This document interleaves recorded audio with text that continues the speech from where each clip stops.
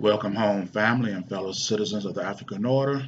I'm here with another video, and the topic of this discussion today is the Breakfast Club becomes breakfast. But before I get into that, let me give you a little information, some facts. We as a people have to come to a universal understanding, or at least a consensus, of what racism and what a racist system is. Racism is the ability for a person to negatively impact a person or group that they don't like. A racist system allows the racist the power to implement this. A bigot is a person who does not like a particular person, group, or ethnicity that is powerless to act. So let's say I move into a white community and there's a white person live next door to me and he's opposed to it. He cannot want me to live next to him all he wants, but he's powerless to stop it. That's a bigot. But if he knew somebody, or if he was in a position to make it harder or difficult or impossible for me to live there, and he does that, now he's a racist. Reverse racism is not a person doing something to another group or race that they don't like, and then that person calling the other race that did the act a name or passing judgment on them. That's not reverse racism. Reverse racism is if a white person fire a black person, and then a black person, in response to that, turn around and fire somebody white just because they white. That's reverse racism. Calling somebody white names or whatever, or saying I don't like white people, that's not reverse racism. So let's get that understanding clear. And before we can even begin to approach this conversation, we have to also pull back the curtain on the two-faced double standard that whites have. Now, I'm driving to work the other day, listening to a talk radio show, sports show. The sportscaster is talking about how he can't wait till sports open back up. This is not his forte, talking about politics and talking about riots in the street and blah, blah, blah. He'd rather be talking about sports. He'd rather go even any sports he don't even like. He'd rather go see that than do what he's doing right now. And I understand that perfectly. So people are calling in, forming their opinion. And one guy calls in and he's talking about the riots. The sportscaster, he was saying, well, hold on, sir. You know, you can't really say that. So then that got my attention. Now I'm just listening to the radio just to hear some conversation while I'm driving. But when he said that, now I'm focusing in on what this guy's saying. So now he's talking about, so well, you know, hey, wait, you know, I'm not racist. You know, I have a black wife. So now I'm really keyed in now. So he's going on talking about the people protesting, and he's talking about some. So the sportscaster was like, "Well, what's wrong with that?" And he said, "Well, white people are scared. We're scared." And he said, "Well, scared of what?"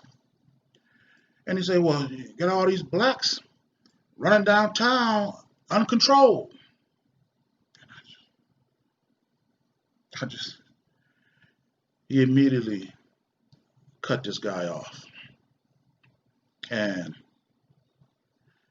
I don't care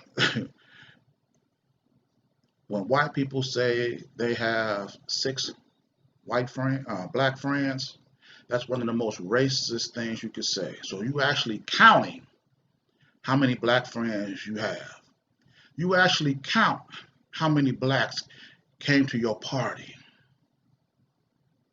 You know, but they don't understand that. And the thing is, we have to come to our own understanding and live by that. But now back to the topic of this discussion.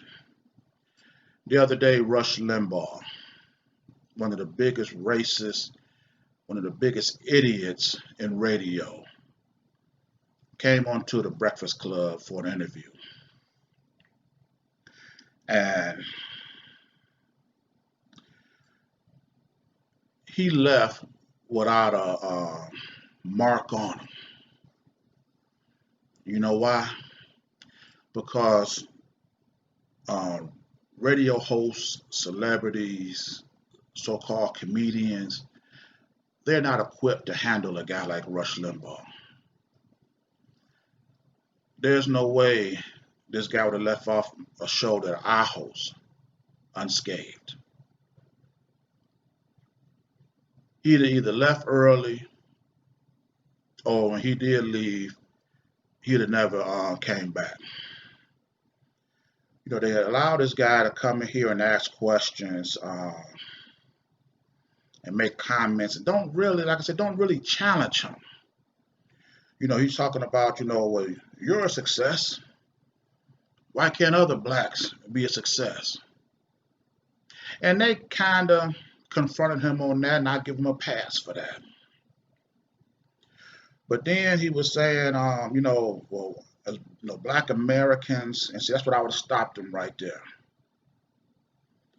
Because, see, you cannot go to a land, remove them, kidnap them, take them by force, convert them into slaves, bring them to this country, have them fight for your freedom, your independence from Britain, build businesses and industries that you deny them access to,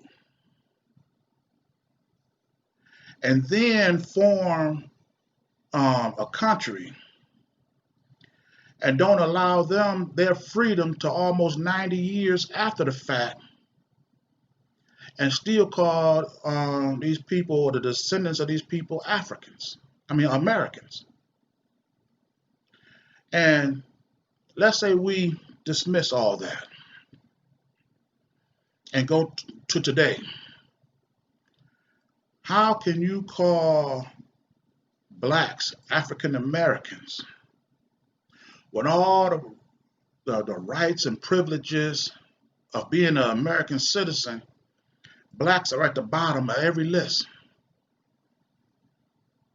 We're last economically. We have no political position in this country. We're last hired, first fired. Our education system is last, even though the sisters are holding their own. Matter of fact, they leading the way, and we can never ever forget the contribution our sisters are putting up. They are the smartest group of women on the planet by far. But let me continue. So as blacks historically be last in every category in this country, except in number one in incarceration. The fact that we are shouldn't that exclude us from being citizens? I mean, if you were joined a club or membership and you received the worst equipment, the worst customer service, the worst times that you could access the facility, would you want to still be a member to that? You're the last one to get your phone calls returned, last one to get your emails responded to. Would you still want to be a member of that association? So why would blacks want to be a member or a citizen of this country if we're last in everything? He'd have had to answer that. And then he come up with this: America's the only country that has individual freedoms and liberties for everybody.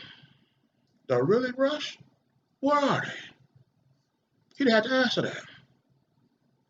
Because if America had individual freedoms and liberties, like you said, then where are they?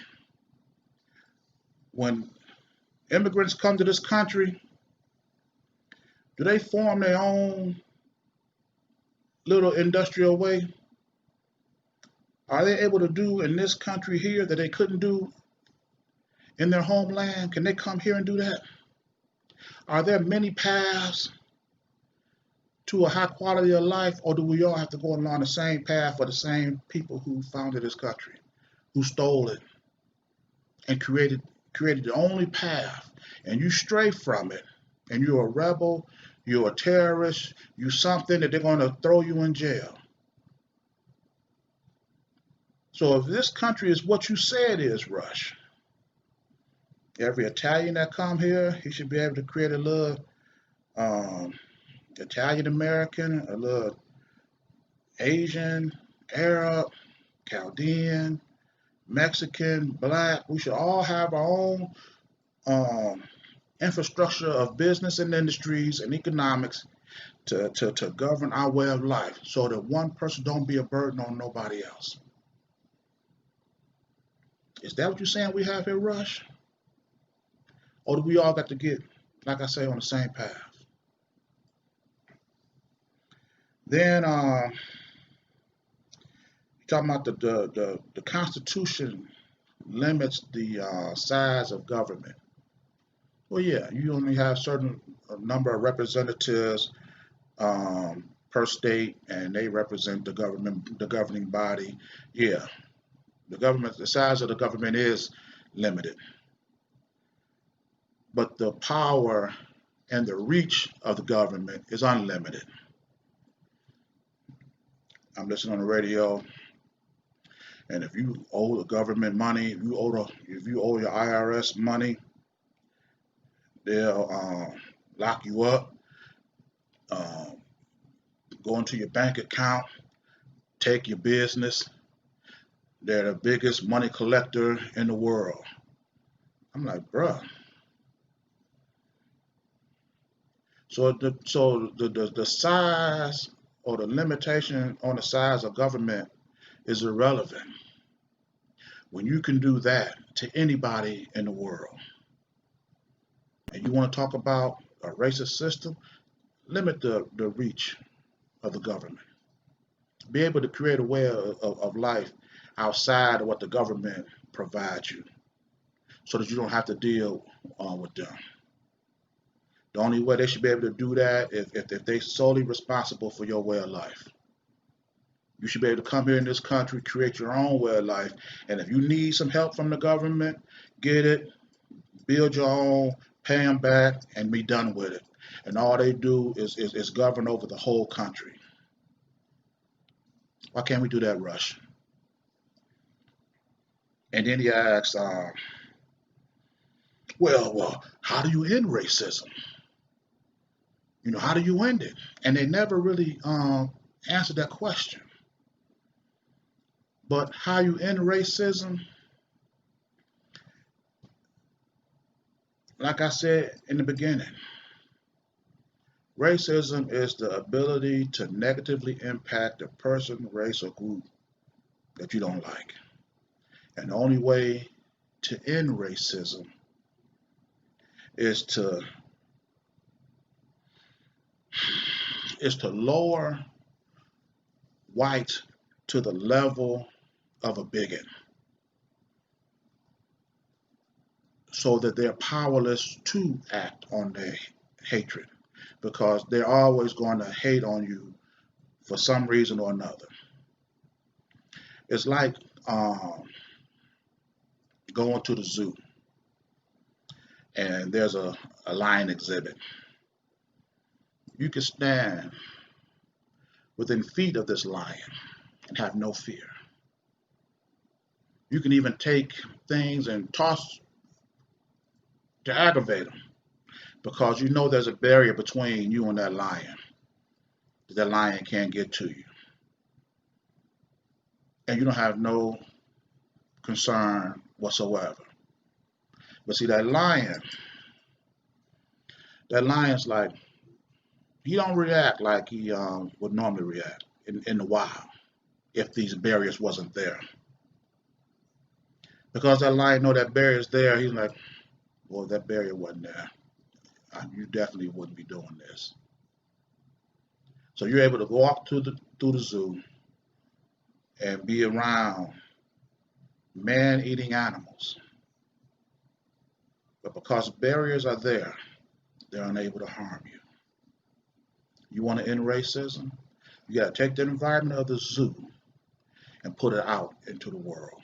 You got to create barriers around you so that those who don't like you cannot touch you. And the only way we can do that is blacks as a whole come together, blacks pool their economics together, blacks create businesses, blacks create industries to protect and preserve their way of life up under authority of blacks. That's how you end racism. So they can't contact you or impact you negatively. You know, Rush was saying that, this is a country where everybody can get access. Everybody have a chance. Oh, really? You tell me what job, what business, what system a group of people will create that will give equal access and opportunities to everybody else outside of that group. Right now, with our social construct, with when I make money and I bring home for my family I bring money home for my family to provide for my family and everything like that. I'm not thinking about, people outside other races, profiting equally off of what I created.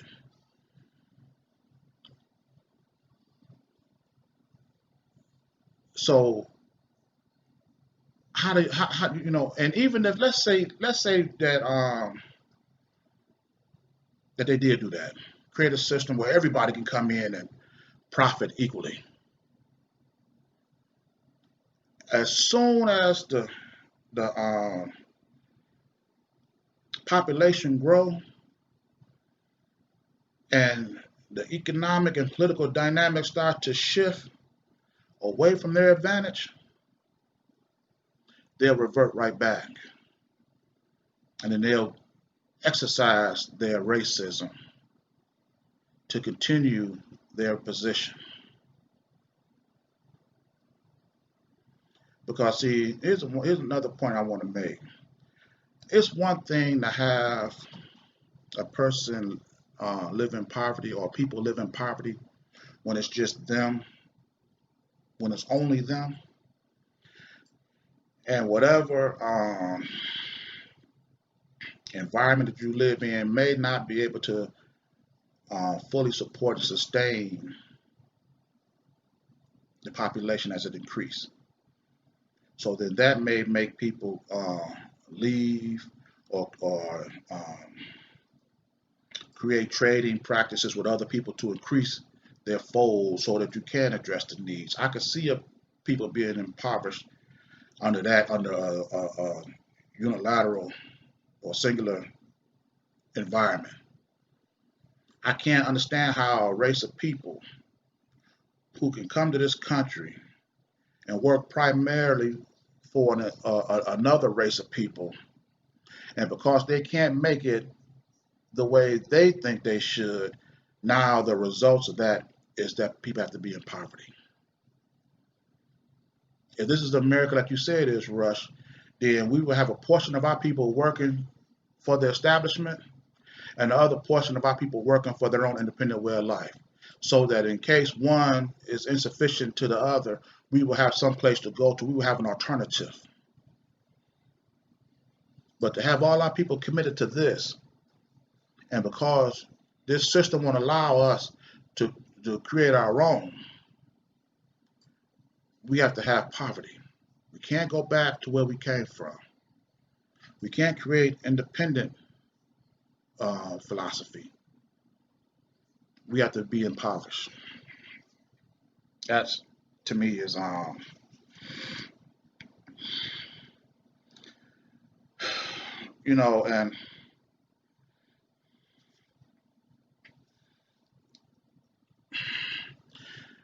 Rush Limbaugh would not have been able to leave that Breakfast Club without explaining to me how if blacks have equal opportunity and access like he claimed, and has risen themselves up to the point where they now receive the Medal of Freedom, which is the highest honor a civilian that can be bestowed onto a civilian. Why, when he won that award, why did he say Rosa Parks and Maya Angelou cheapened it? You should be honored to be recognized as the preceding recipients of this award. You should be honored. That's like being in the Hall of Fame of football. You don't question the validity of the Hall of Fame because certain black players are there and blah, blah, blah. You just honored to be mentioned among them. You're a Hall of Famer.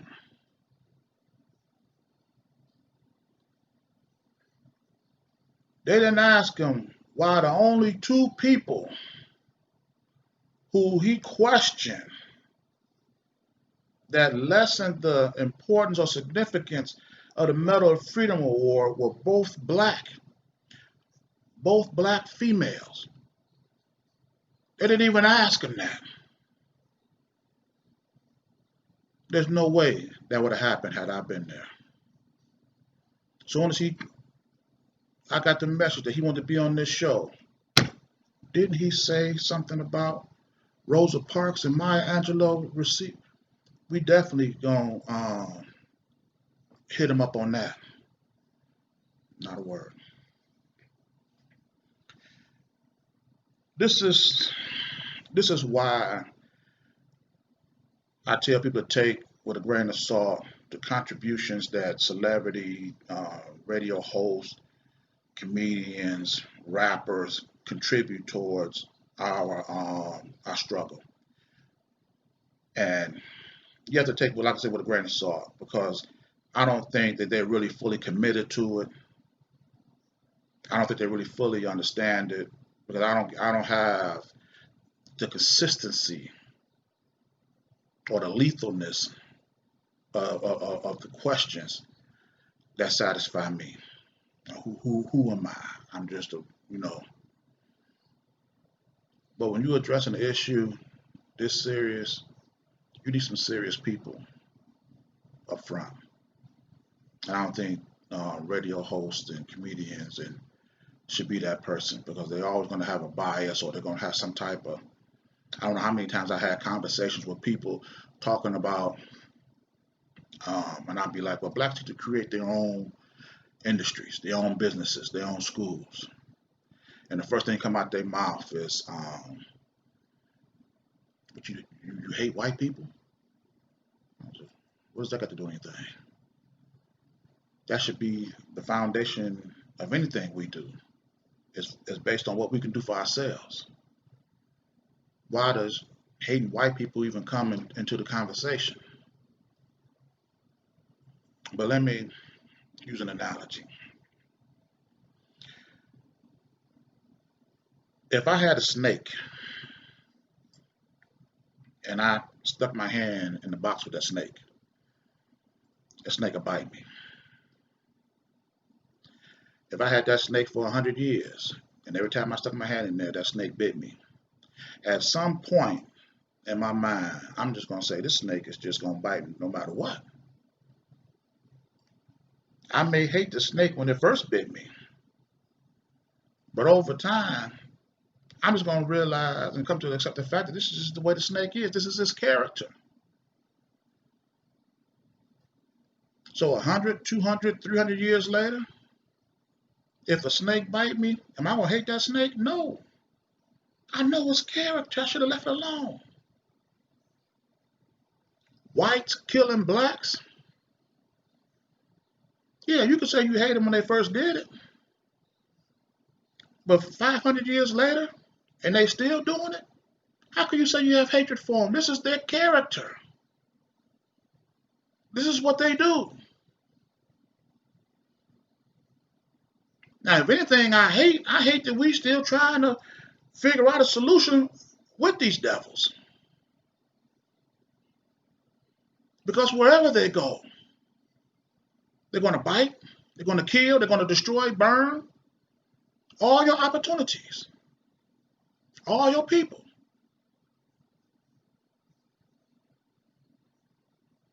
No, I don't hate white people. I hate our acceptance of them, and I continue forgiveness of them.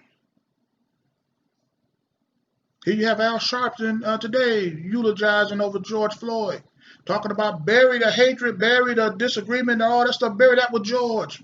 Give him forgiveness. That's what he would want. I'd have told Al Sharpton himself, look, bruh, now I'm going to tell you what God loves. You come here, you do your eulogy, but don't you mention no forgiveness. You can say whatever you want to say, but that. Because nobody's forgiving nobody. And if you can't do that under those circumstances or these conditions, then we'll get somebody else.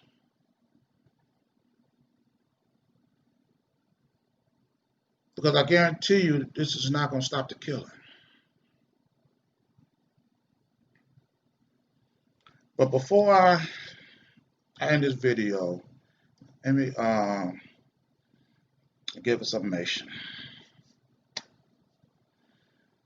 You know, when you challenge whites in their authority, these people become the authority. When you have a white cop pull over a black man and you ask, what do you pull me over for? He said, just get out the car. Can I ask what you pulled me over for? Get out the car. I'm not getting out the car. Get out. And now all of a sudden, now you done challenge his authority, and now I will break that window, blah, blah, blah. He becomes the authority. So now you don't have no alternative to handle your situation other than through this guy. You know, as I'm watching the episode of Star Trek, and Data, who's an android, built another android that he called his daughter. Starfleet found out about this android, and they sent the admiral to inspect. The admiral wanted to take the android back to Starfleet headquarters where they can examine the work so they can create more androids. They sit Data down and, don't you want to do what's best for your child and let her come with us? No, it would be better if you volunteered her to us than, me taking her by force. So this is the epitome of a racist and a racist system. This white man come in here and has the audacity to tell Data, you got one or two choices. Either you volunteer your child or I'm going to take your child. Data declined to volunteer, so he ordered Data to turn his child over. Then Captain Picard said, belay that order. And the Admiral looked down. He was like, I beg your pardon? Captain Picard repeated, belay that order. Admiral looked up and was like, do you know what you're doing? You're jeopardizing your position and your career. This is the expanse of their authority. If they come there with their mindset that we're going to get this child, either you're going to volunteer her or we're going to take her. And then when you challenge that authority, now they become the authority. Captain Picard say, I'll take this either Data. I'm not going to let nobody under my command hand over that child to the state. We'll take this to Starfleet. Damn it, I am Starfleet. And